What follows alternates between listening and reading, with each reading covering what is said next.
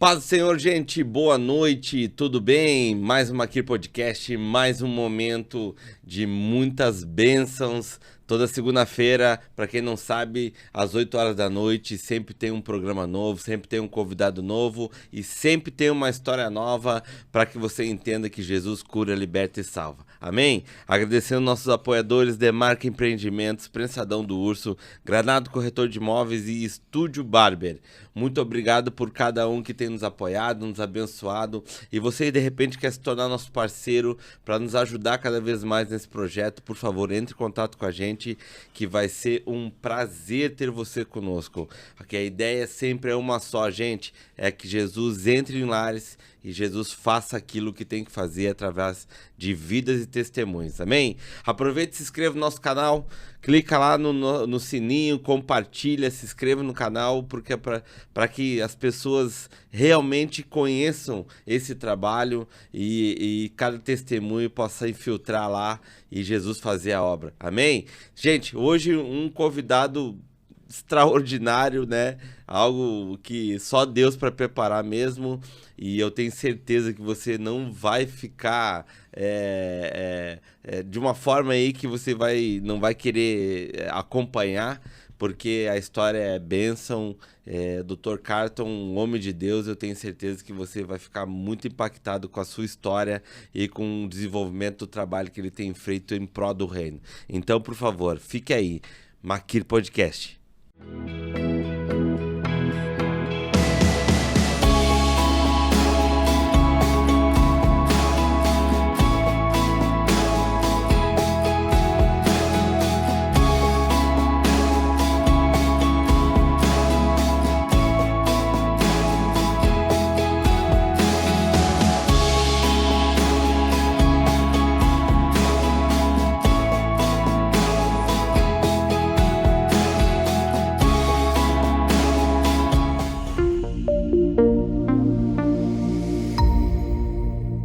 Dr. Carton. Opa! Que prazer ter o senhor aqui. Prazer meu, satisfação. Foi um momento meio debilitado a situação quando a gente conheceu, né? Mas Deus, ele faz as coisas como tem que ser, né, doutor? Na diversidade, as coisas acontecem. Top demais. Seja bem-vindo ao Aqui Podcast, doutor. Obrigado a ti, obrigado ao pessoal que está assistindo. Amém. Né? Que Jesus possa abençoar cada um de nós. Amém. E você que está assistindo aí também. Amém. Doutor, bom, para quem não sabe, gente, eu conheci o doutor, eu tava mal, né, doutor? Mal. No front. Com algumas debilidades, né, que a gente vai, né, enfrentando no decorrer da dia. E é por isso que eu falo, a gente sempre aprende muito com Deus, assim.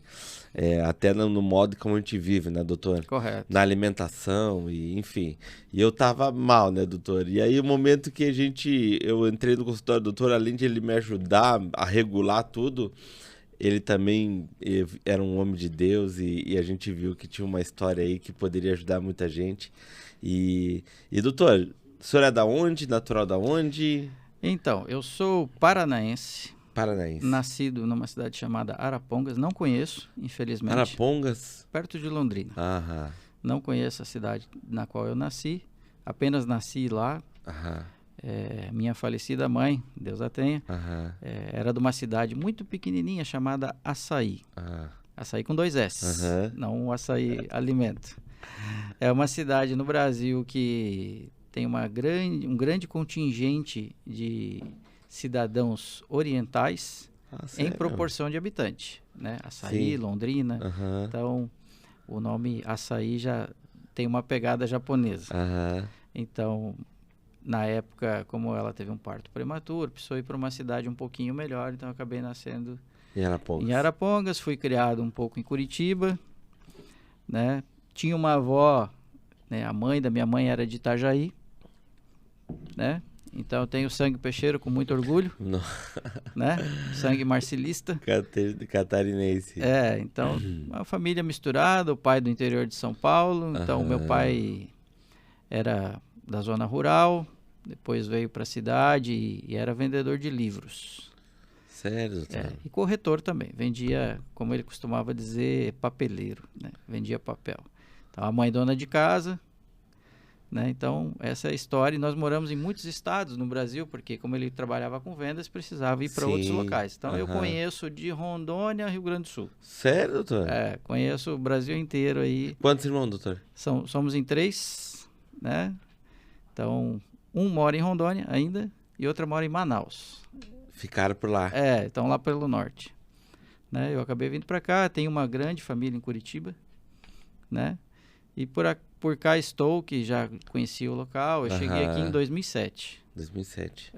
Então, desde então, estou por aqui exercendo meu trabalho com muita fé em Jesus e tocando a vida, né? Que legal, doutor. Mas assim, ser médico, tá? Como é que nasceu a medicina comigo? Eu trabalhava em Curitiba. Tinha 16, 17 anos, eu era professor de natação, que eu fui atleta. Uau. Tal, e não estava rendendo na época, Sim. Até porque ninguém pagava algo suficiente para um garoto de 16 anos. Sim. Então, eu era um aprendiz de professor. E aí, naquela ocasião, eu arrumei um emprego numa companhia de ambulâncias, como se fosse uma UTI móvel, como se fosse um SAMU mais particular em Curitiba. Entendi. Na época, no Brasil, não existia o SAMU. Então, só existiam empresas particulares que faziam atendimento de ambulância. Então, existia, né? Terceirizado, no Era uma terceirizada. Então, assim, era um plano particular. Então, precisavam de vendedores. Eu era filho de vendedor. Eu falei, eu vou aqui para ver se eu consigo arrumar um, né? Sim. Então, eu já tinha que trabalhar, precisava me manter, né? Eu vim para Curitiba para estudar, mas já morava com a minha avó. Então, precisava batalhar. Sim. Não tinha grana, não tinha o que fazer. E acabei conhecendo, na época, a medicina através desses atendimentos. Então, é que me despertou esse interesse. Então, eu via ambulância, eu conheci médicos, né? Aí, uma certa ocasião, lá na época, tinha 17 anos, eu conheci um rapaz, eu falei, me mostra a ambulância, deixa eu conhecer como é que é, e me apresenta e tal. Eu vendo isso, mas não conheço dentro, né? Falei, quero conhecer como vendedor, não como paciente. Sim. Aí ele falou, não, tudo bem e tal. Aí me interessei. Ele falou assim, você quer ser médico? Eu falei, gostaria, mas não tenho condições. Ele falou, você não quer? Eu falei, sim. Ele falou, então você não precisa mais nada. Uau. Né? Então, ele falou assim, eu também venho de uma situação assim, assim. E aquilo lá ficou na minha cabeça. E ele era médico, doutor? Sim, ele era médico. Entendi. Ele era médico. Ele vai voltar na história lá na frente. Top. Aí, meus pais moravam em Rondônia na época. E o estado de Rondônia, nos anos 95, 96, não tinha uma faculdade de medicina. Não tinha na época. Porque perto dos outros estados da federação, Rondônia é um estado novo. Né? Rondônia, Tocantins foram os últimos aí, eu acho que... A desenvolver. E aí, na época, não tinha nada. Existia uma faculdade mais próxima, né? Eu acho que era na Bolívia, que é um estado que é fronteiriço. Aí, naquela ocasião, a gente conheceu um amigo em comum da família, tinha lá, e a esposa dele estudava medicina na Bolívia. E por uma ocasião de valores, preços, né? Eu não tinha condições de passar numa federal, de parar de estudar, parar de trabalhar para estudar, para me dedicar para passar numa federal. Porque até hoje é assim, você quer entrar numa universidade federal no Brasil de medicina, você tem que estar estudando em tempo integral. Sim. Você não tem tempo de trabalhar, se manter e estudar. Né? Talvez eu não fosse tão capaz, né, de fazer tudo isso e conseguir aprovar. Aí eu fui para a Bolívia. Fui para a Bolívia com 19 anos, mais ou menos. E eu fui para a Bolívia, para uma cidade chamada Cochabamba. Cochabamba. Lá perto da Cordilheira dos Andes. Uma cidade bonita, grande, 1,5 milhão de habitantes, bem desenvolvida. Grande. A gente não faz muita ideia, né? De como é. Nem eu sabia, porque na época não existia Google, não tinha pesquisa, não tinha nada. E desenvolvida, doutor? Bem desenvolvida. É a cidade que é polo de medicina, como São Paulo é medicina para o Brasil. Uau. Então, assim, quando você precisa de um transplante, um caso mais complicado, mais delicado, então as pessoas do país vão para Cochabamba, onde tem um centro de referência para as doenças mais avançadas, né? Com mais complexidade. Sim. Então, fui para lá com uma malinha muito pequena, não sabia nem que lá fazia frio, né? Acabou que a situação de Jesus foi aí que começou na minha vida. Uau. Foi quando eu pisei lá. Porque eu, 20 anos, solteiro, moleque. E não conhecia, não veio de Não berço, sabia nada. Fui com a cara e a coragem. E sem muito recurso, inclusive. Fui para passar um pouco de tempo, falei, lá eu me viro e vou ver o que acontece. Na época um tio meu, já é falecido, me ajudou, né? Era irmão da minha mãe. E aí fomos para lá, tudo, fui sozinho. Na época não tinha nenhum tipo de comunicação, eu mandava carta para minha mãe ainda. Na época que se escrevia ainda, né? Então hoje não mais. Acho que nem a molecada de hoje não sabe o que é escrever uma carta. Não e sabe eu mesmo. conseguia falar com ela uma vez por mês numa cabine telefônica que eu ia num local lá. Sim. Era assim. E falava 5 minutos apenas. E aí eu cheguei e erroneamente, olha como que era meu pensamento. Quando eu cheguei em Cochabamba, na Bolívia, já estudando, matriculado, tudo, eu achava, né, que eu ia chegar lá, eu ia curtir, eu ia fazer festa, né? Porque faculdade é um ambiente de jovens, então assim, você está numa fase de descoberta, né? Eu acho que é a tua última localização de juventude antes da vida real, que é o trabalho. Né? A ideia é essa. Né? Mas eu já vinha trabalhando, então eu já tinha esse ritmo de trabalho, mas claro, tá aí, feliz daquele que chegou lá só pôde estudar e tal, né? Claro. Então eu cheguei naquela ocasião e quem foi me buscar no aeroporto foi um senhor chamado Luiz. E aí ele falou assim, ó, você vai ficar aqui em casa por uns dias, porque você tá sozinho e tal. Ele era desse conhecido nosso lá, que era um advogado e tal. Então assim, alguém me orientou um pouquinho. Entendi.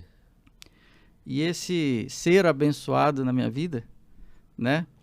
E nós chegamos lá, tudo, eu me arrumei, cheguei cansado, era muito distante a viagem. Do Brasil para lá dava o quê? 6.000 quilômetros, mais ou menos. Longe. Era longe. E aí eu cheguei de viagem, fui descansar e tal. Aí ele falou assim, descansa, toma um banho depois, que hoje à noite nós vamos ter uma reuniãozinha. Aí eu já pensei, opa, que legal, vai rolar uma festinha. Eu tava pra festa. Tava pro crime, doutor. Eu tava pro crime. Aí eu falei, não, vamos lá. E assim, eu não tinha a mínima noção de onde eu estava. A residência que eu estava. Nossa. E foi chegando jovem, foi chegando gente, foi chegando violão e tal. E eu pensando, só tá faltando a cerveja e o churrasco. E não chegou a cerveja e o churrasco. Não chegou. Não. Chegou o cachorro-quente, chegou o suco. E aí eu vim saber que o Luiz era o pastor Luiz. Nossa, que legal, velho. Eu vim saber que o Luiz era o pastor Luiz. E nesse dia teve um culto na casa dele. E aí eu entendi que Jesus tinha um outro plano para mim. Mas já foi de cara, doutor? Já foi de cara. Naquela noite mesmo, você já entendeu naquela noite eu entendi que meu pensamento estava totalmente errado. Não que eu não tenha feito festa na faculdade, reuniões, amigos, enfim, né? Então, não vou ser, né, hipócrita dizer que não. Mas eu já entendi desde ali que Jesus queria alguma coisa para mim. Porque eu cheguei com o pensamento totalmente deturpado. E o pastor Luiz, né, chegou para mim, tal, falou, vamos aqui e tal. E todo mundo me abraçou. A comunidade me abraçou, eram brasileiros. Sim. Todos estudantes de medicina, né? Alguns foram com as suas esposas e foram com as suas famílias. Era uma comunidade de brasileiro. Uau, que legal. E a partir dali eu comecei a frequentar um culto, era uma igreja batista. Comecei a frequentar um culto que era todos os domingos, né? Num domingo à tarde, final do dia, que era um culto em português. Mas aí eu frequentava os cultos em espanhol, tudo, porque lá o idioma é esse, né? Sim. E aí foram construindo meus passos. Entendi. Né?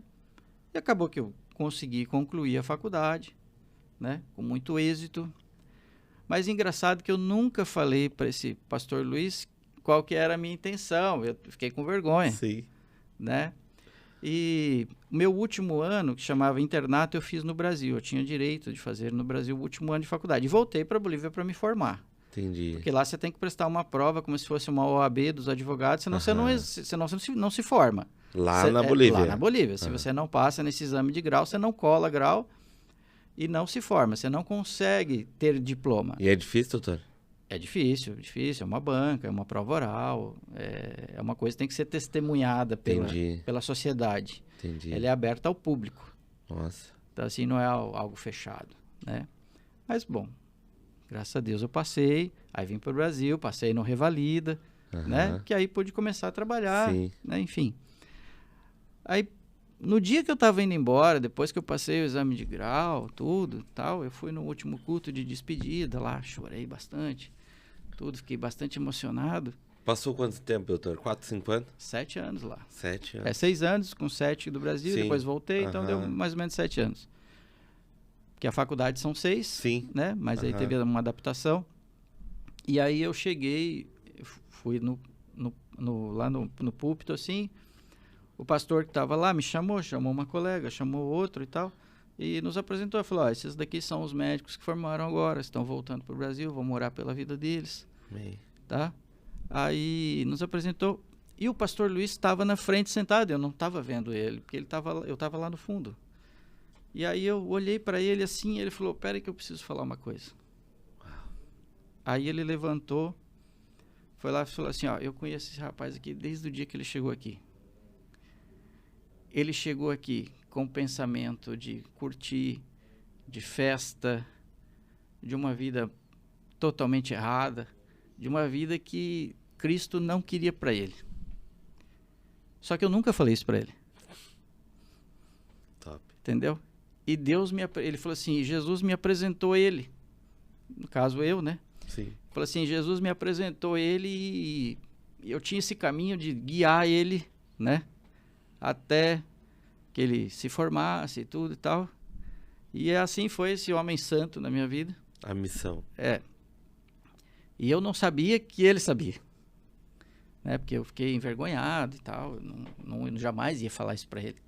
Né? Uma coisa que foi revelada para ele através de oração. Exato. Enfim. E para minha surpresa, ele subiu ali. Aí ele me desmontou naquele momento, né? Aí ele me desmontou naquele momento e eu falei assim, bom... Isso que eu estou relatando aqui, pouquíssima gente sabe. Até amigos próximos meus não sabem disso. Então, nunca confidenciei, né? Acho que precisava de um canal aqui que nem o teu para uma história, eu acho muito bonita. Enfim, né? Bom, tudo que tem Jesus na vida da gente não tem como não ser bonito. Verdade. E aí as coisas foram indo, tal. Eu vou chegar numa outra história. Eu vim para cá, vim para o Brasil, tentei trabalhar um pouco no Nordeste, né? Tinha uma proposta promissora, não concretizou e eu vim para cá, porque eu já conhecia aqui a região. E aí eu sei que eu já estava trabalhando aqui num serviço e tal, e de repente um belo dia me ligou um rapaz. Dr. Carton, tal, eu estou vindo para cá, eu quero montar um serviço, eu preciso de vários médicos, o senhor conhece, o senhor trabalha assim, assim, assim, me passaram o seu nome e tal, porque quem é do meio, um conhece o outro, né? Se você é bem falado, um conhece o outro, se você é mal falado, todo mundo conhece o outro. Então, é por aí que vai. Aí eu falei, não, pois não, e tal. Aí eu falei, eu tô saindo do trabalho às 19 horas, mas vamos nos encontrar. A gente foi aqui em Balneário, na época tinha o Café Glória. Aí falou, vamos reunir. Eu liguei para um bando de médico que eu conhecia, enfermeiro, socorrista, tal. Falei, vamos reunir, tal. Aí chegou na ocasião, eu não conhecia quem estava me ligando, porque na época não tinha esse WhatsApp de hoje, essas coisas assim, você não tinha uma imagem da pessoa, era telefone normal. Sim. As pessoas usavam o celular ainda para falar, né? Que é muito bom, por sinal. Eu ainda faço isso. Também gosto. Aí eu fui chegando e tal. Aí quando eu sentei na frente desse senhor, que estava muita gente, esse senhor começou a ficar emocionado quando ele me viu. Aí ele virou assim para mim e falou, vem cá, você nunca trabalhou em Curitiba? Eu falei, já. Eu falei, eu era vendedor de uma empresa e tal. Ele falou, pois é, você não lembra de mim? Eu falei, desculpa, não lembro. Ele falou, eu sou o médico que te apresentou a ambulância aquela vez. Uau! Tá brincando, doutor. E ele ficou marcado... Ele não esqueceu a minha fisionomia, ele lembrou de mim e ele se emocionou por saber que a conversa dele ajudou a despertar esse fruto aí que gerou. Que top, cara. Então, por isso que eu falei assim, esse senhor vai voltar. Então, todas essas pessoas que eu tô falando... Isso passou quanto tempo, doutor? Vamos falar de 93, ano 94 até aí 2009, mais ou menos, foi quando aconteceu isso aí. Caramba! Muitos anos depois, e aí nos encontramos e tal. Aí hoje existe amizade, todo mundo se comunica e tal.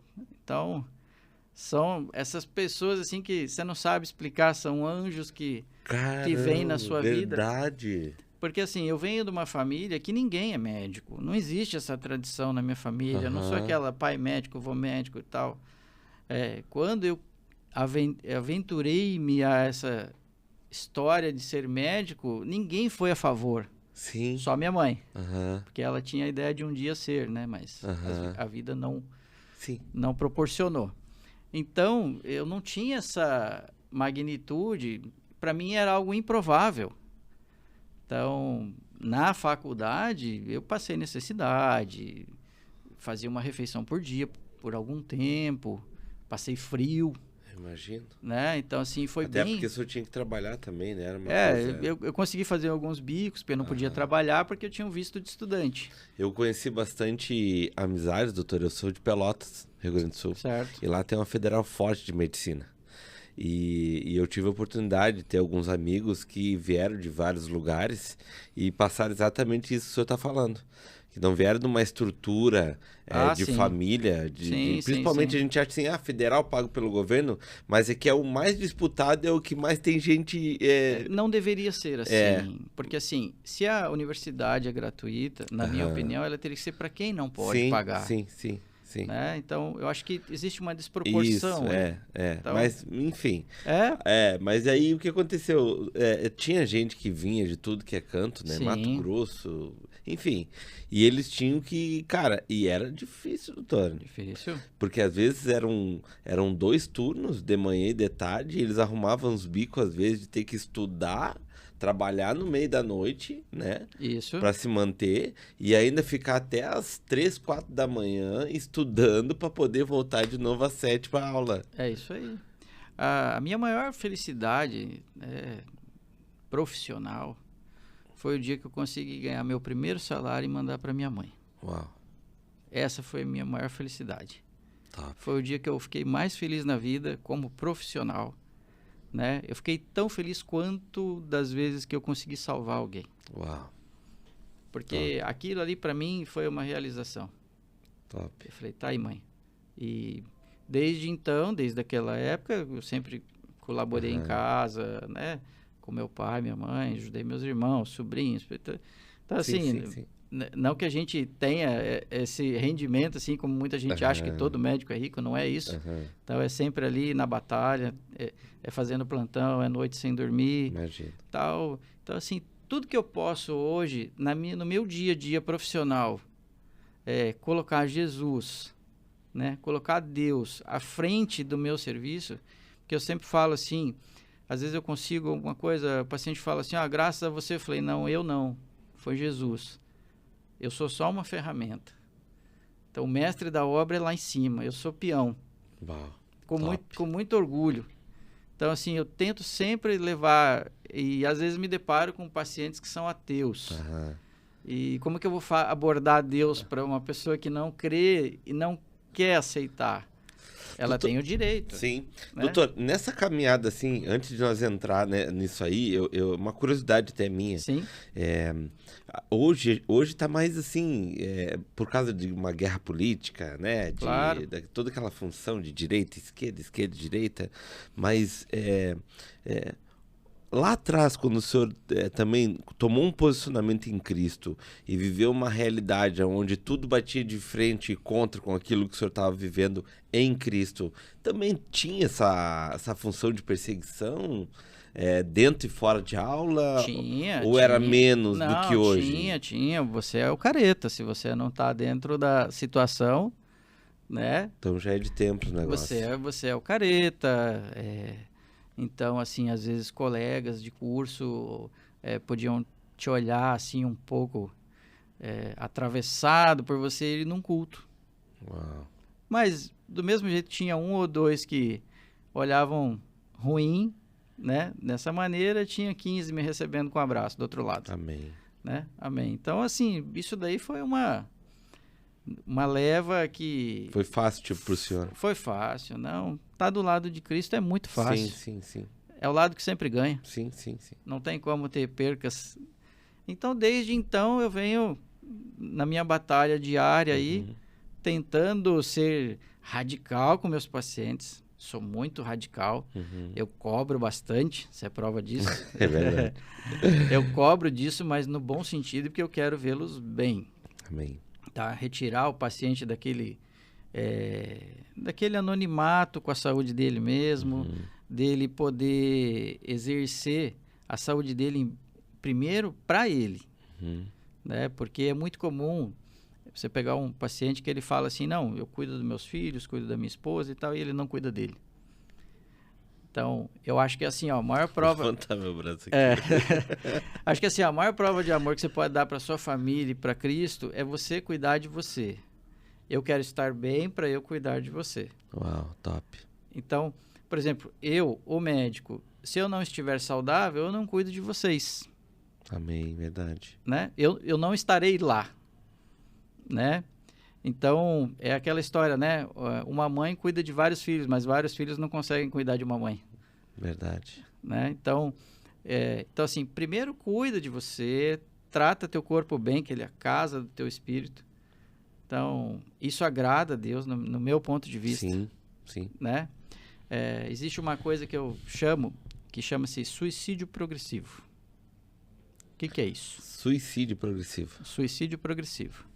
É quando você se deixa levar pelas doenças e maus hábitos da vida, entendeu? Eu costumo comparar, assim, qual é a diferença de quem se entrega a uma obesidade, que se entrega a um diabetes, a vícios, a drogadicção.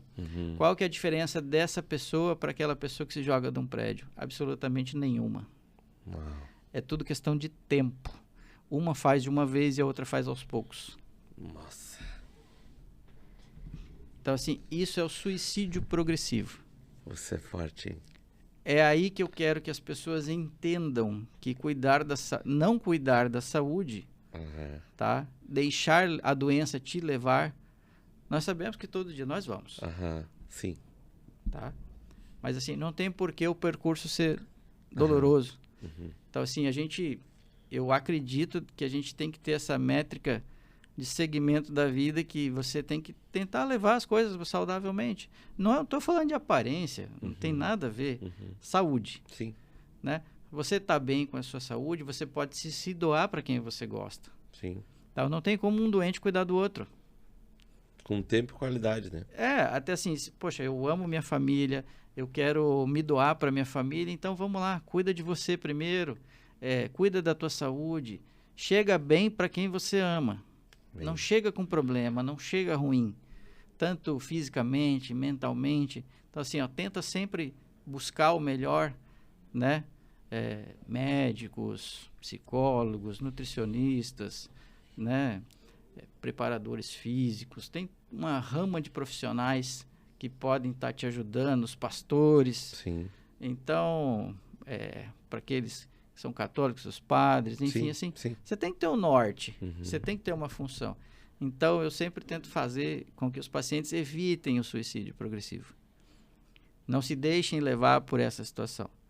Isso não agrada a Cristo, obviamente. E não é os extremos mesmo, pastor, doutor. Se tu vê falando assim, a gente olhando de tudo aquilo como a gente maltrata o corpo, não deixa de ser um suicídio mesmo. Exatamente. Então, assim, as coisas que você vai levando, tá? Eu sempre falo assim, para você que é jovem, você que está me ouvindo, está nos ouvindo aqui, tudo que você fizer bem feito dá muito certo. Só que tudo que você fizer mal feito também vai dar muito certo. Então, não vamos desperdiçar essa nossa juventude, o pessoal que está entrando aí numa fase adulta e tal, achando que não tem um amanhã, porque tem um amanhã. E depois você pode até se arrepender, agora consertar não vai dar. Entendeu? Verdade. Você pode até ter o perdão de Cristo, mas reverter não vai dar. As coisas físicas você não consegue reverter. Depois que ela tomou uma proporção que já não dá mais, né? A parte espiritual, graças a Deus, essa sempre está em dia, essa nunca falha se você tem o perdão e arrependimento. Sim. Então, na minha concepção. Sim. Então, eu levo isso no dia a dia. Eu já tive inúmeros exemplos de pacientes que eu consegui mudar a maneira de pensar e ela conseguiu se curar, não por mérito meu, é tudo, Sim, sim. tudo através de Jesus. É muito comum a gente ver médicos, pessoal da ciência, vamos falar assim, não crendo em Deus, não crendo em Jesus. Diz assim, ciência é ciência, fé é fé. No meu pensamento, isso não existe. Sim. Tá? Eu acho que assim, só existe a ciência porque houve alguém abençoando. Entendeu? O cientista lá que inventou um remedinho para afinar teu sangue, que foi através do veneno da cobra. Entendeu? Por isso o símbolo da medicina é a cobra e um bastãozinho. A cobra representa remédio. Né? A mesma cobra que mata é a cobra que te cura. Verdade. Entendeu? Então o bastãozinho é o guia, é o posicionamento, é o norte. Então essa mesma situação ela serve para todos nós. Tá? Então, esse cientista que criou o remédio, na minha concepção, ele teve uma luz divina. Sim. Então, assim, eu acho que ele não seria exitoso, né? Não desmerecendo a capacidade técnica científica de cada um. Acho que ele não seria exitoso se não houvesse uma bênção de alguma coisa. Uma clareza espiritual, né? Uma clareza espiritual. Não teria como, tá? Eu creio também. E, assim, eu tenho diariamente exemplos de pacientes que passaram por isso e eu aprendo muito com os pacientes, tá? Esses dias eu estava atendendo e eu sempre tento ser pontual, sou um pouco caxias, tal. Eu gosto de atender no tempo certo, não gosto de deixar ninguém esperando, tal. Claro que às vezes pode entrar um casal de idosos que eles não escutam direito, não me escutam, não se escutam. E aí eu tenho que fazer acontece. Eu tenho que fazer uma consulta bem demorada e deixo você lá esperando. Mas eu tento explicar e todo mundo fica bem. E aí eu tinha terminado tudo, já estava querendo ir embora e tal, né? Já estava com saudade da digníssima, eu falei, quero ir para casa. Então, vamos lá. E aí, de repente, pintou uma consultinha. Eu falei, poxa, mas agora? Agora eu já estou indo embora, né? Meu paciente atrasado 1 hora. Aí eu falei, bom, eu vou conversar com ele, mas vou dar uma bronca, pensei. Vou dar uma bronca no paciente. Aí você vê como são as coisas de Jesus. E quando eu abri a porta, olhei o corredor, tinha um paciente com 2 muletas me esperando. E eu me senti a pior pessoa do mundo. Uau. Por ter pensado aquilo. Entendi. Eu me sentia pior. É um paciente que tinha sequela de poliomielite. Então ele já está assim desde a infância. E eu entendi que ele tinha uma limitação para ter chego até ali. Que ele dependia de algumas coisas, de carona, de alguém, enfim. E eu me senti muito mal. Mas me senti mal. Assim, dentro de mim, eu falei, eu sou a pior pessoa do mundo.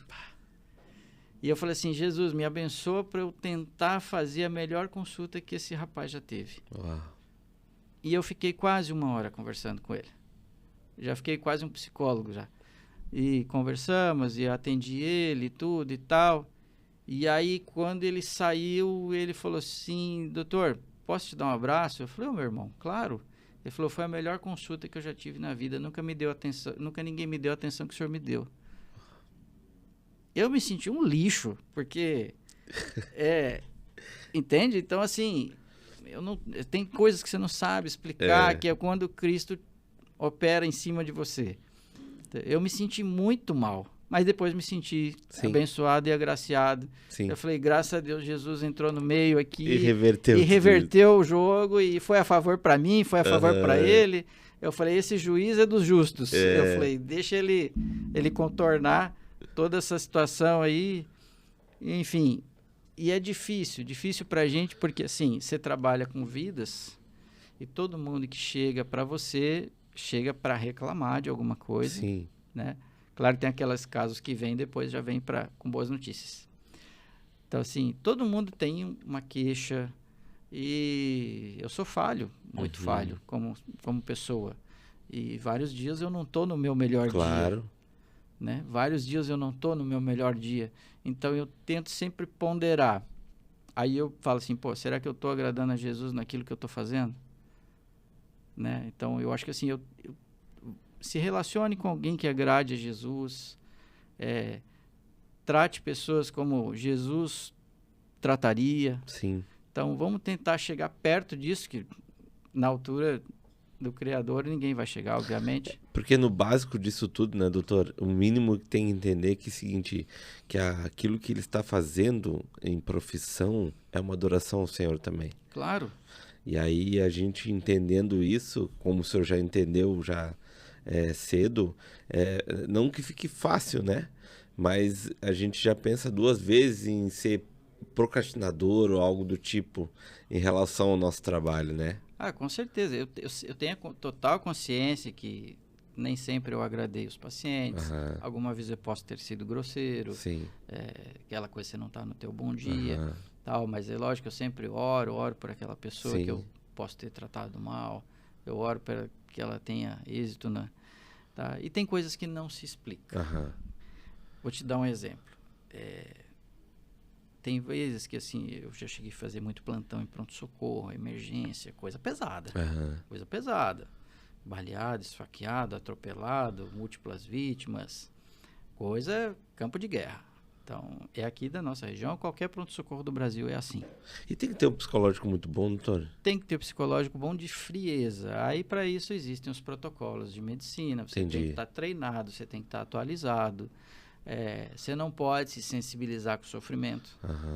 Por mais que isso pareça frio, você não pode se sensibilizar. Porque se eu me sensibilizar com a tua dor de sofrimento agora, daqui a 5 minutos tem mais alguém. Não, tá aí tu pira. E a noite não para, aí você pira. Você pira. Tinha um enfermeiro amigo que ele sensibilizava, nós chegamos e falamos para ele, para, porque senão você não vai aguentar. É isso aí. Vamos trabalhar. Então, aí depois conversamos com ele, tudo resolveu. E aí, assim... Pastor não muda muito também, doutor. Desculpa, mas pastor é quase dessa linha aí. Mas é isso. Você é o médico das suas ovelhas. É basicamente isso. Você é o médico espiritual das suas ovelhas. E aí tem vezes que você fala assim, poxa, como é que eu pensei nessa conduta? De onde eu tirei isso e eu não sabia disso? E deu certo. Eu não tenho explicação para isso. Tá? Eu não tenho explicação para isso de eu imaginar um paciente grave, por mais que eu tenha estudado tudo aquilo, que eu saiba os protocolos, que eu saiba as medicações corretas no tempo correto, tem coisa que você tem que improvisar. Porque a doença não segue o ritmo do livro. A gente chama. A doença nem sempre segue o ritmo do livro. Então, ela segue o ritmo do paciente. E aí a coisa se deixa perder e você toma uma conduta que você não tem a mínima ideia. Só seria algo muito... Só tem para mim a explicação espiritual. Entendi. É só a visão de Jesus para mim, para poder... Eu peço para Jesus quando eu estou em indecisão. Eu peço, falei, Jesus, me ilumina aqui, me dá uma luz que eu preciso de ti. Também peço opinião de colega. Claro. Sou humilde o suficiente para dizer que eu não sei. Claro. Então, assim, eu peço opinião de colega, eu peço opinião de enfermeiro, eu falo aí, o que você acha, o que nós podemos fazer aqui, o que nós podemos melhorar ali. Então, me ajuda aí. Porque você não está me ajudando, nós estamos ajudando o paciente. Amém. Né? Então, esse é o ponto da questão. Né? Eu acho que a humildade na hora de reconhecer que você está falhando, e a gente falha muito, que é o contraponto das coisas. Uma vez eu atendi um paciente que eu atendi ele em parada cardíaca. Vamos dizer que eu atendi ele morto. Digamos. Ele chegou inconsciente, tudo e tal. E esse paciente, em momento nenhum, ele recuperou lucidez, mas nós não deixamos ele morrer. Ele não morreu. Dei 3 choques no peito dele, foi entubado, tudo que você vê num filme de emergência aconteceu. E aí foi num hospital aqui da região, tal, e assim, ele foi dali 5 minutos tinha outro. Então assim, eu nem me lembrava do paciente. Aí uns 3, 4 dias depois eu fui levar um outro doente na UTI. Aí eu olhei um senhor sentado na maca tomando sopa na UTI. E ele passava a mão no peito assim enquanto ia uma colher atrás da outra de sopa. E eu olhei e falei assim, mas não é possível que é o mesmo paciente. Que para mim ele tinha morrido na UTI. Eu entreguei ele na UTI e comentei com o colega. Eu falei, olha, eu acho que aqui não vai dar mais. Porque ele já tomou 3 choques, o coração estava lesionado. Então ele voltou, parou, tá aqui. Eu fiz tudo que podia ter feito. Caramba. E aí eu cheguei e tal, aí ele falou assim pra mim, oi doutor, tudo bom? Eu falei assim, o senhor me conhece? Ele falou, conheço, o senhor me atendeu lá embaixo. Ele falou pro senhor? Ele falou pra mim. Falou, me arrepiei todo, eu falei, não pode ser uma coisa dessa, em momento nenhum esse homem teve lucidez. E ele me relatou assim, eu vi tudo que o senhor fazia. Tá brincando, doutor. Ele falou pra mim, eu vi tudo que o senhor fazia. Dei um abraço nele e saí de lá da UTI chorando. Ninguém viu. Comentei, acho que só com a minha mãe essa história. Tal, que acho que era a pessoa que mais acreditava em mim. E se eu contasse isso para outra pessoa, tu vai chamar de maluco. Então, eu não sei explicar isso aí. Entende? Tá, mas e aí, doutor, ele chegou e agradeceu? E agradeceu, não. E no meu entendimento, ele está vivo até hoje. É um paciente que não tive mais contato, mas ele saiu do hospital, teve alta, entendeu? O senhor praticamente entregou ele morto. Entreguei ele morto, na minha visão. Para mim, ele não tinha, a gente chama de prognóstico, né? Para mim, ele não tinha chance nenhuma. E ele agradeceu, tipo assim, por não ter desistido dele. Ele agradeceu. Ele falou assim, ó, obrigado pelo senhor ter me ajudado lá embaixo. Ele falou, agora eu tô bem. Entende? Então, assim... Ah, não tem explicação Não mesmo, tem explicação. Cara. Como é que eu vou... De onde eu vou tirar uma razão para isso? Entende? Então, assim... Então, por isso que eu acho que... Deus... tem mais histórias assim, doutor? Tem muitas histórias. Tem muitas histórias. Libera aí, doutor. Libera aí. Uma que impactou o senhor, assim, Porque, com certeza, o senhor deve ter visto uma realidade muito forte, assim, eu creio, né, que pessoas que nem o senhor, assim, principalmente que já passaram, principalmente de emergência e coisa, uma realidade de vida e morte muito intensa, né? Ah, já atendi muitos acidentes, trabalhando em UTI móvel, ambulância, né, pessoal? Cheguei a atender capotamento, tem uma história que não aconteceu comigo, mas foi com uma equipe que trabalhava comigo, que... pegaram um carro capotado, ribanceira abaixo e tal. Chegaram, uma mulher parou eles, falou assim, ó, meu filho tá lá no carro e tal, tudo. E socorreram o filho, né? Foram socorrer, tudo e tal. E não acharam a mulher que pediu ajuda. Ninguém achou a mulher que pediu ajuda. E aí foi ver uma situação, tempo depois acharam o corpo da mulher no mato, fora do carro. Segundo os socorristas que atenderam, era a mesma mulher que pediu ajuda na beira da estrada. Caramba. Então, como é que a gente explica umas coisas assim? É um pouco complicado. Então, muita gente vai dizer que eu estou fantasiando, tudo, mas são relatos. Cara, aí que nem o senhor falou, são relatos. A gente não... são relatos. Então, isso aconteceu com uma turma lá de Blumenau, antigamente, lá para 2007, 2008, impactou todo mundo. Eu imagino. Impactou todo mundo, porque ninguém sabia como proceder, o que dizer, o que fazer. Uhum. Né? Mas a criança se salvou. A criança se salvou e... Atender criança é um pouco mais delicado para mim. Doutor?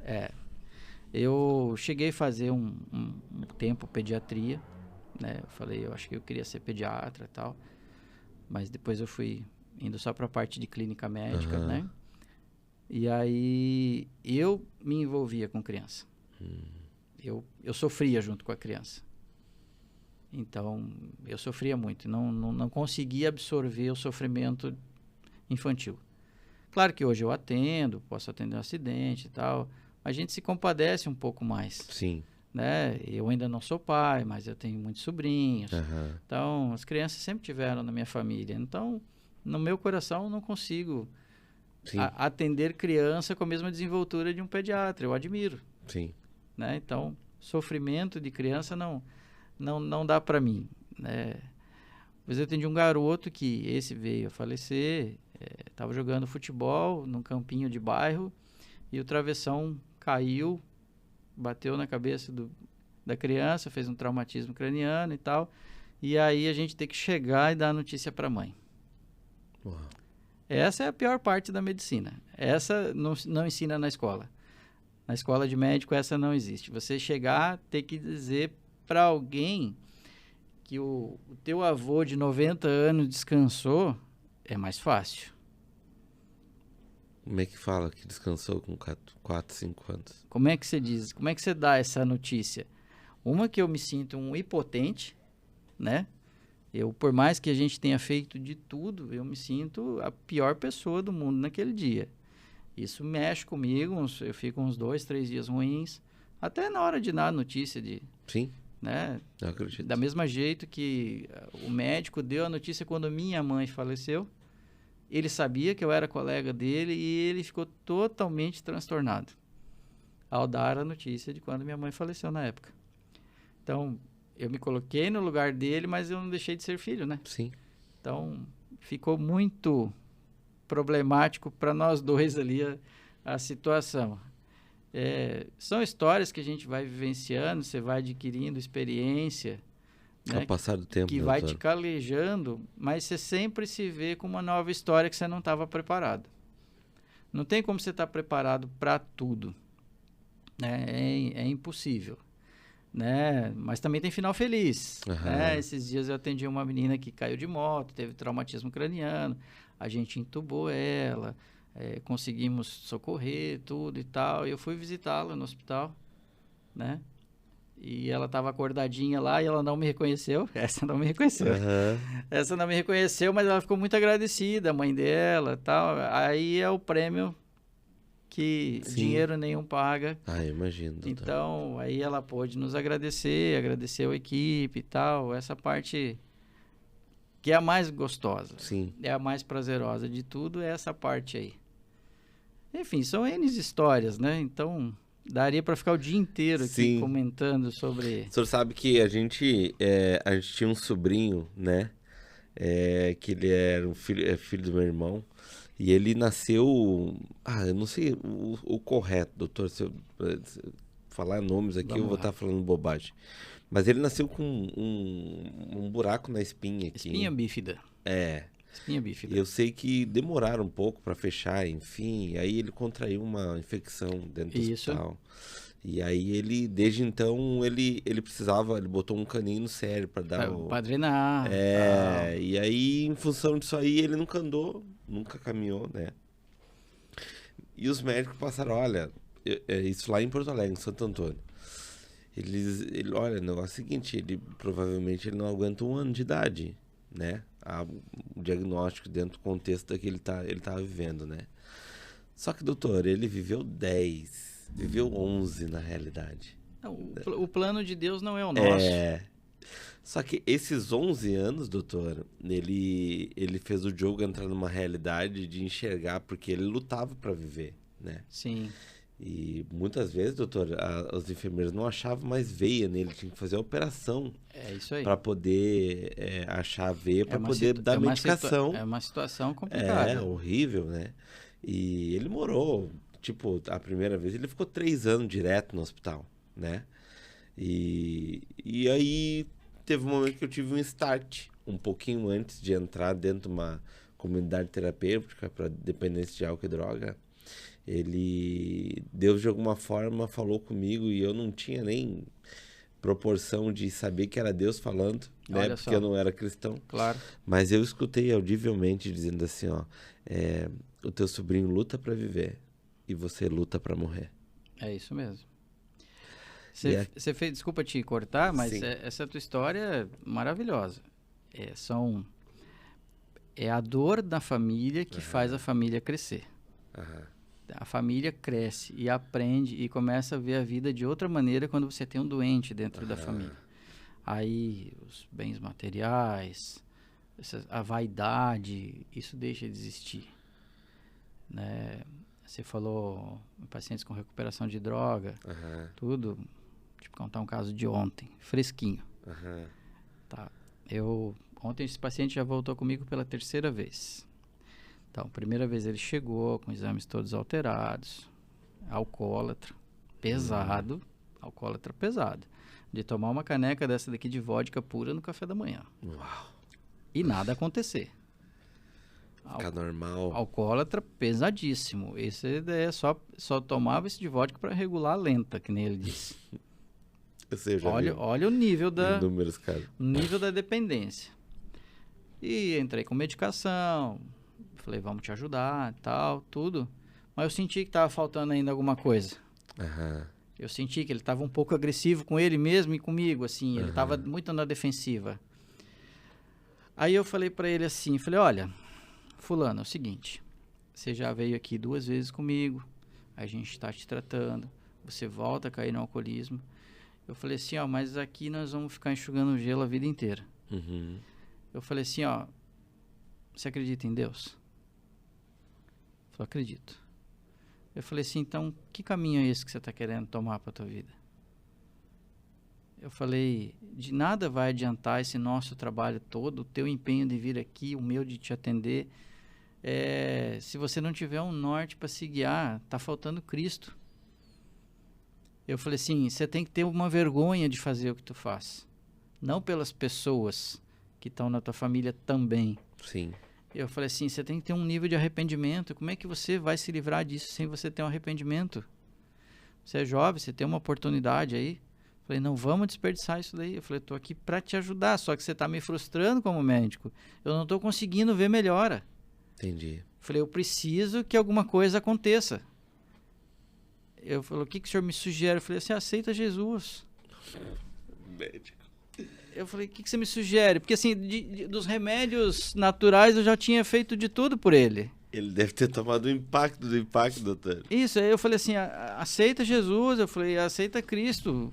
Eu falei, te apega com Deus, com o santo, com qualquer for tua religião. Eu falei, mas te apega com uma força maior. Eu falei assim, não vai dar. Eu falei, não vai dar para ti, não vai dar para mim. Eu falei, vai chegar um momento que eu vou parar de te atender. Então, eu não vou conseguir mais te corresponder. Eu vou falar, procure um profissional melhor que eu, porque eu tenho uma limitação. Então, eu falei assim, procura alguém. E ontem ele voltou. Voltou ontem de manhã. Consultei ele às 10 horas da manhã. Ontem. O semblante era outro. Sério, pastor? O semblante era outro. Barba feita, banho tomado, já não tinha tremores. Ele falou, quase morri nos 3 primeiros dias que eu fiquei sem beber. Tive que ir para o hospital, me deram soro e tal, e tal, e tal. Ele falou, mas eu entendi depois. Ele falou assim, foi um divisor de águas na minha vida ter vindo aqui. O chacoalhão que eu recebi do senhor foi que fez eu mudar. Eu falei, não foi eu, foi Jesus. Sim. Nunca sou eu. Sim. Foi Jesus.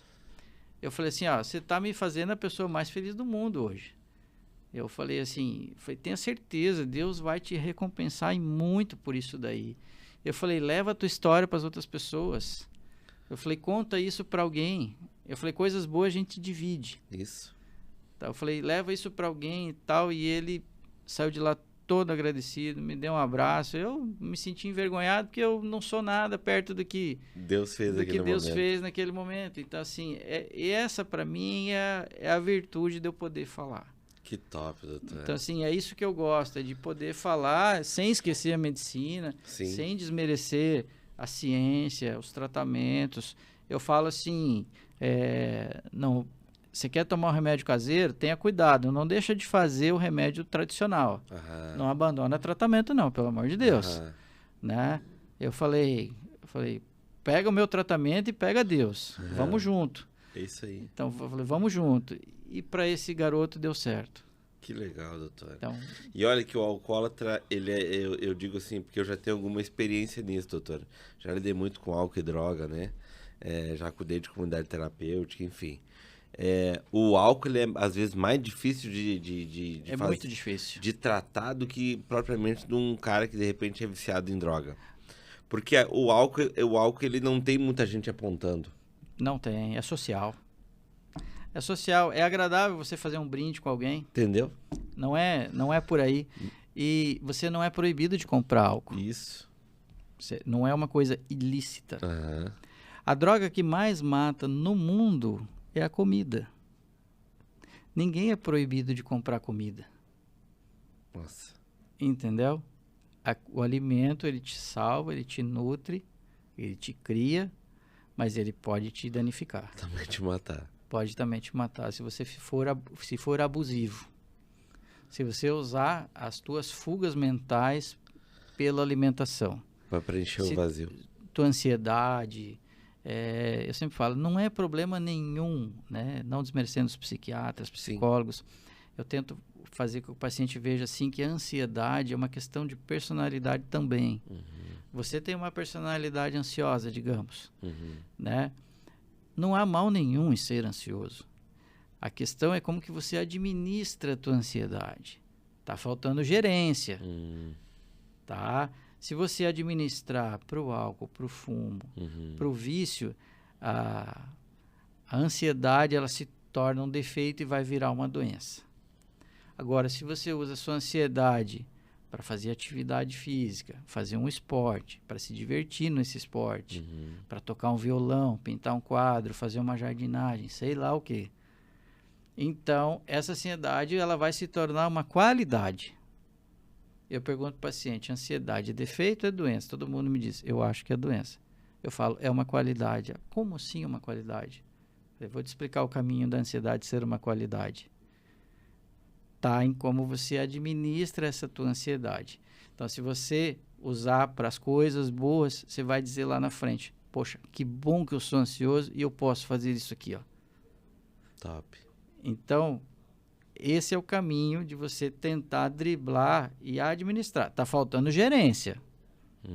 Né? Que nem no exército. Tropa sem comandante é bando. É verdade. Então, isso não funciona. Isso é boa, Vadi. Isso é boa. Mas, doutor, na realidade, se parar para analisar do contexto que a gente se conheceu, é exatamente o que aconteceu comigo. Por quê, doutor? Eu tenho essa característica ansiosa, né? E devido até à função de toda... Trabalho. Né? E a drogadição lá de trás, aquela coisa toda. E eu botei muito em função do quê? Do trabalho físico. Eu joguei sempre muito futebol, aquela coisa. Então, eu consegui, de alguma certa forma, gerenciar. Só que daí o que aconteceu? Rompi os ligamentos do meu joelho. Certo. E aí fiquei 2 anos parado. Sem conseguir gerenciar da forma como eu tinha sempre aquele... Exatamente. Movimento. Aí o que aconteceu, sem eu ter esse entendimento do gerenciamento da ansiedade, eu comecei a colocar o quê? Em cima da comida. Claro. E aí comecei a colocar, doutor, assim, porque assim, eu sou gaúcho, né? Eu chegava às 6 horas da tarde e eu pensava, rapaz, o que eu vou comer hoje? Eu vou comer uma parmegiana. Ruim não é. Sim. Ninguém é proibido de comer a tal parmegiana. Você tem que ter uma moderação e você tem que fazer uma compensação. Sim. É tudo matemática. É o que entra versus o que sai. Entendi. Você tem que gastar aquilo que você tá... Então, como eu não conseguia por causa do joelho, e aí foi só acumulando. Então, mas já pensou se você se ocupasse a fazer uma aula de violão? Pois é. Entendeu? Eu não soube gerenciar. Então, mas aí, para isso existem profissionais que podem, né? Né? E também tem a luz divina, né? Pede ajuda para Jesus que ele vai te dar um norte, vai te dar um guia. Na realidade, doutor, até acontecer a gente nunca consegue, né? Parece que a gente sempre fica naquela função toda assim, nunca vai dar nada. Nunca vai dar nada. E eu vou falar pro senhor, que nem eu cheguei aquele dia, doutor, pra mim é tudo novidade, porque eu nunca senti nada mesmo. Teve todas essas pandemias, dengue, isso e aquilo, e eu nunca senti nada. Quando eu me deparei, doutor, que eu não consegui escovar meus dentes direito, porque eu senti um cansaço no braço. Sim. Eu disse, não, tá ruim, tá feio. Então, você não leva seu veículo na revisão? Sim. Por que a gente não se leva na revisão? Sim. Então, a gente dá prioridade para coisas materiais, para coisas mecânicas, supérfluas, e deixa de dar prioridade para a gente. Então, não é isso que a gente precisa. Então, o hábito de cuidar da saúde, depois que vira hábito, fica fácil. Muita gente pergunta assim, mas emagrecer é muito difícil. Não é. Nunca foi. Tá? Porque não é você aí. Sim. Então, assim, não é você aí. Você está aí, você não é isso. Você está isso. Então, você, do jeito que entrou aí, você vai sair daí.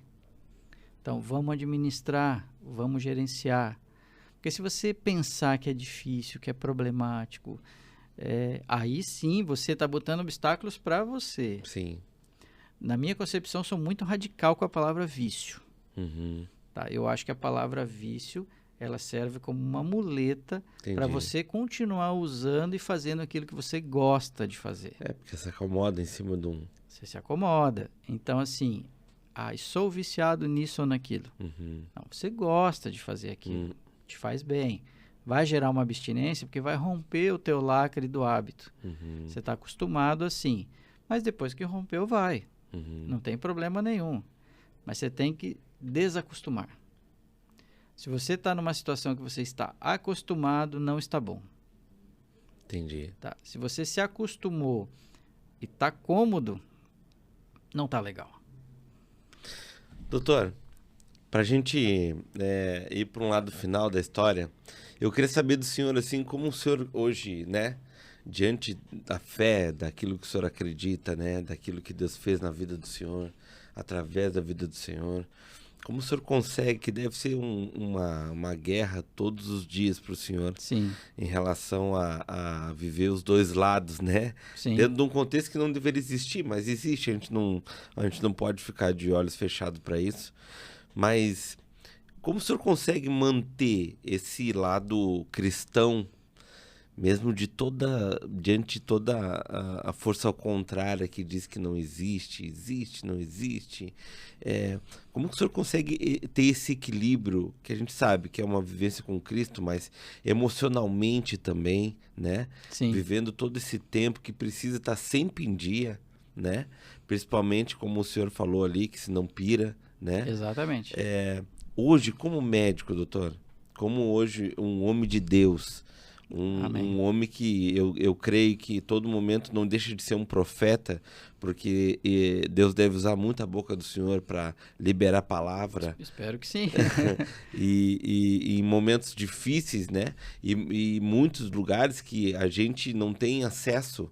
Eu, como pastor, eu não tenho acesso, a não ser quando a gente é programado a fazer uma visita no hospital. Claro. Mas não é todo momento, eu estou distante. Eu mesmo faço um trabalho no presídio, Correto. Mas é uma vez por semana. Sim, não é o dia a dia. Não é o dia a dia. Então, esses acessos, assim, como que Deus consegue equilibrar isso na vida do senhor e o senhor consegue manter essa linha e trazendo sempre um contexto de palavra e vivendo a missão do senhor? Eu tenho muita resistência por alguns pacientes, porque aquilo ali acaba sendo um confessionário, a consulta. Entendi. Ele vai me contar coisas que ele não conta para a esposa dele. Vice-versa. Então, eles me contam coisas da particularidade mais do detalhe da vida pessoal daquela pessoa. Entendi. Tá? Tem pacientes que entram e trancam a porta. Se não quero que ninguém nos ouça. Tá? Eu falei, não, calma. Aqui somos amigos. Estou aqui para te ajudar. Me conta o que está acontecendo. E é muito notório quando eu vejo uma pessoa que tem um pouco de Cristo na vida, como fica mais fácil de ajudar do que aquela pessoa que não tem, que não a recrimina em momento nenhum, é o direito dela. Sim, até porque um dia a gente não teve também. Eu não tento, como é que eu vou dizer, evangelizar a pessoa, não é essa a minha intenção, tá? Porque ela pode me ver mal também. Sim. Né? Se eu for de contra os pensamentos dela, enfim, né? É aquela história, religião, política, time de futebol, ninguém ganha, né? Então, aí eu tento explicar para aquela pessoa que existe algo a mais, que ela merece algo a mais, que Deus sempre esteve ali. Não é que Deus não existe. Não, Deus sempre esteve ali, aquela pessoa que se afastou, na minha visão. Então, assim, Deus nunca se afasta da gente. A gente se afasta de Deus. Então, Ele sempre está no mesmo lugar. Então, que é no centro da tua fé, no teu coração. E aí eu tento fazer com que as pessoas entendam que esse caminho é o melhor do que o outro. Ele é o mais fácil, que você não vai conseguir sozinho, que você não vai conseguir só comigo, que sem Deus não é possível.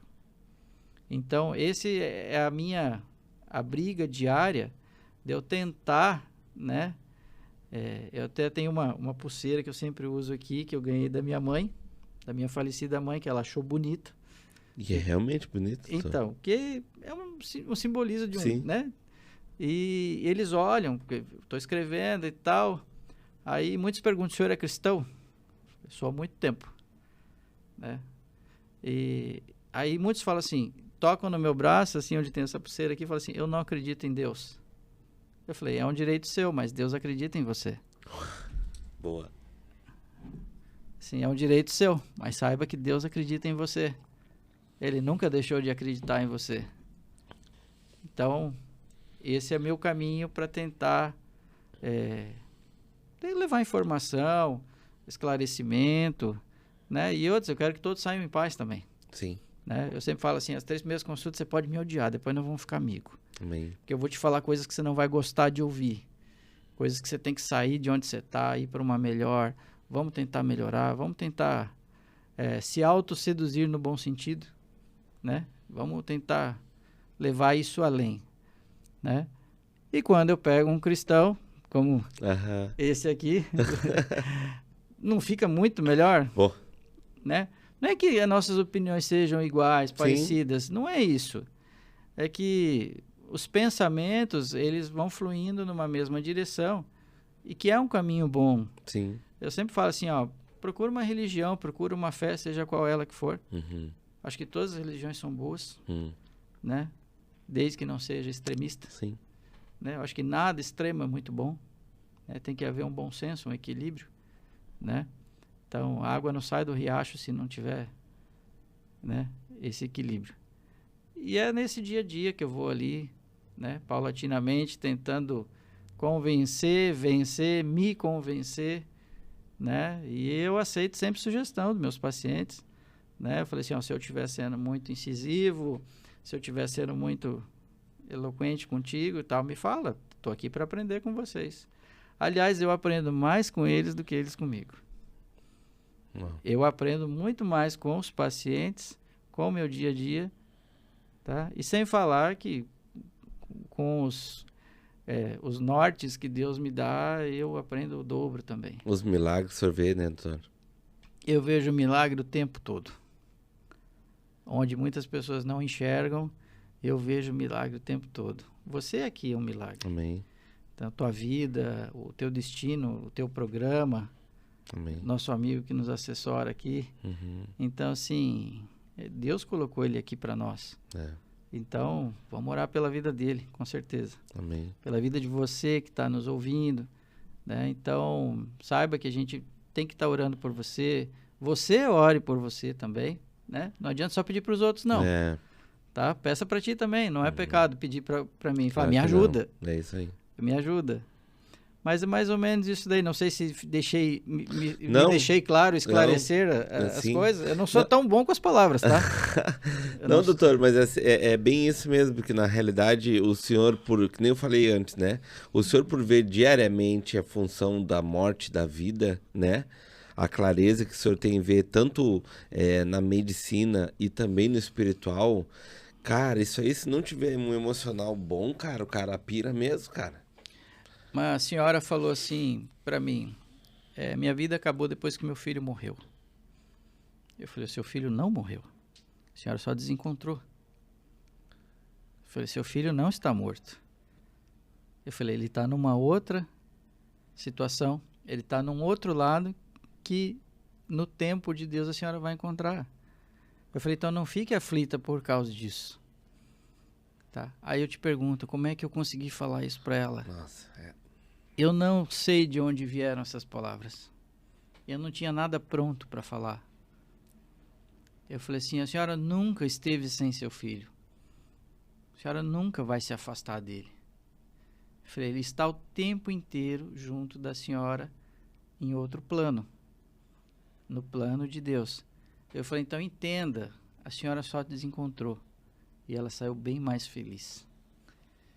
Então, assim, aquela depressão, tomar remédio controlado, ela foi lá para trocar uma receita do remédio de depressão. Ela falou, eu tomo depressão depois que meu filho morreu. Eu falei, opa, essa é uma que eu gosto de conversar. Eu falei, esquece a receita, vamos conversar. O que aconteceu? Ela, aconteceu isso. Eu falei, não, ninguém morreu. Foi um desencontro. Eu falei, mas não consigo viver. Eu falei, consegue, vai viver. Eu falei, se fosse o contrário, a senhora estando do lado de lá e seu filho aqui, a senhora não ia querer que ele tocasse a vida, que ele fosse feliz, que ele evoluísse como pessoa, que ele se adiantasse no tempo, nos aprendizados? Ela falou, sim. Eu falei, quem disse que ele não quer isso para a senhora? Eu falei, então vamos levar, vamos junto, vamos levar. Eu falei, logo você se encontra. Vai demorar muito. Eu falei, não, o tempo de Deus é um estalar de dedos. Eu falei assim, não é o nosso. O dia que você encontrar ele, vai parecer que foi ontem. Entendeu? E aí, são coisas que eu não sei te explicar. É que na realidade é mais um desabafo querendo uma palavra de conforto, né, doutor? E as pessoas estão procurando isso, né? Talvez ela foi lá ela justamente comentou isso para que eu conversasse com ela. Porque se eu simplesmente desse a receita e mandasse ela embora, não estaria fazendo nada por ela. A questão é que, será que Deus mandaria para outra pessoa, a não sei se fosse um homem, um servo dele? Não sei te dizer. Entendeu? São perguntas que a gente não vai saber responder. Me sinto honrado se for isso. Mas então, é por isso que eu digo, doutor. Mas também me sinto preocupado. Será que eu estou respondendo? Mas então, eu acho assim, que se Deus está mandando, a resposta está vindo, doutor. Então. Porque na realidade, a gente quando aceita Jesus, a gente tem dificuldade de entender isso. Mas a gente, quando aceita Jesus como o único salvador da nossa vida, a nossa vida, a gente diz assim, eu aceito o Senhor como o único salvador da minha vida. Então assim, a nossa vida já não é mais nossa. Nossa vida é dele. Então a partir daquele momento, tanto a parte negativa como positiva que acontece na nossa vida é permissão dele. Aquele detalhe de Satanás ir para uma fila e pedir pela vida de Jó, sim, aquilo acontece todo dia na minha vida e na sua. As tentações estão aí. Todo dia. Todos os dias. Então, isso é uma coisa que, sim, ele permite, ele não permite, ele permite, ele não permite. Então, a gente tem que entender que, a partir desse princípio, doutor, as coisas que a gente se coloca como na brecha, fazer a vontade dele, porque a gente adora de falar, tem tanta coisa que a gente fala em oração que a gente não percebe. Senhor, eu quero fazer a tua vontade. É a tua vontade que tem que estabelecer na minha vida. E a gente não percebe que a gente faz a vontade dele, doutor, quando a gente está exercendo algo específico por um tempo determinado. Tantas coisas que passam na vida do senhor, muita gente, nesses algo específico, por um tempo determinado. E às vezes é coisa de minutos, coisa de meia hora. Uma coisa pequena que... Coisa de uma hora. Não, eu não sei te dizer de onde vem coisas que às vezes eu digo, eu pronuncio e as coisas vão fluindo. Acontece. Mas só tem uma explicação divina. Que antes de vir para cá, eu falei assim, bom, deixa eu ler uma palavra aqui que eu posso estar levando lá, né? Amém. Assim, o que eu posso dizer para alguém? Porque eu já dei entrevistas sobre saúde, sobre problemas de saúde, que é minha praia. Né? Então, a fé não é minha praia como estar falando sobre isso. Né? A fé é meu dia a dia, mas não me expressar, né? E assim, me veio aquela passagem, né? Ninguém vem ao Pai senão por mim. Uau! Então eu falei, esse é o caminho. Top. Jesus diz, eu sou o caminho. Então, ninguém vem ao Pai senão por mim. Então, esse é o seu caminho. Você que está me ouvindo, esse Amém. É o seu caminho. Então, procura o seu caminho através de Jesus, que esse é o seu caminho, é o meu caminho, é o seu caminho. É verdade. É o de todos nós. É verdade. Então, eu vi não sei se posso falar nome, eu vi o David Leonardo falando outro dia sobre duas coisas que eu achei legal. Na sua vida, se você é um trem e o trilho, você é o maquinista, você só define a velocidade. Jesus é como se fosse o trilho. Você já tem um caminho. Aí você que vai... decidir a intensidade ou não. A intensidade ou não. Achei bonito, achei um paradoxo interessante. Verdade. Mas Jesus é o caminho. É isso que eu quero deixar, esse abraço para todo mundo. Pô, doutor, obrigado, doutor. Imagina. Obrigado mesmo, obrigado por ter Estou à disposição, aceito. Pode me chamar quando quiser. Eu creio, doutor, que tipo, nada é por acaso, né? Nunca. Nada é por acaso. A gente ter se encontrado naquele momento bem difícil, né?